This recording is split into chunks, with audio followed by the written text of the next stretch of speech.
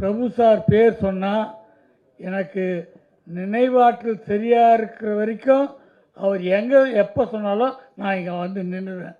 ஏன்னா அந்த ஒரு ஜீவன் என்ன ஓகே இந்த பையன் சொல்லனா இந்த மேடையில் நான் இல்லை.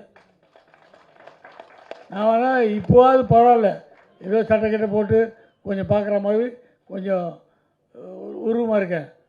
நான் ஒரு 21 வயசு எப்படி இருந்திருப்பேன் பாருங்கள். என்னை பார்த்தா ஒரு டைரக்டராக மதிக்க மாட்டாங்க. கன்னிராசி பூஜை அதில் இளையராஜா சார் பக்கத்தில் நிற்கிறாங்க, பிரபு சார், அப்புறம் எல்லிபி சார், இவங்க நிற்கிறாங்க.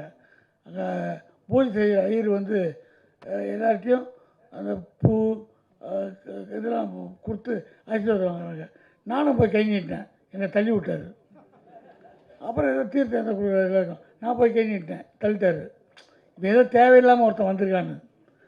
அப்புறம் இளையராஜா சொன்னார், இவன் தாங்க டைரக்டர். அதுக்கப்புறம் அவர் ஏகட்டியே மந்திரம் சொன்னார். மந்திரம் அந்த அளவுக்கு என்னை பார்த்தா டைரக்டராகவே தெரிய மாட்டேன்.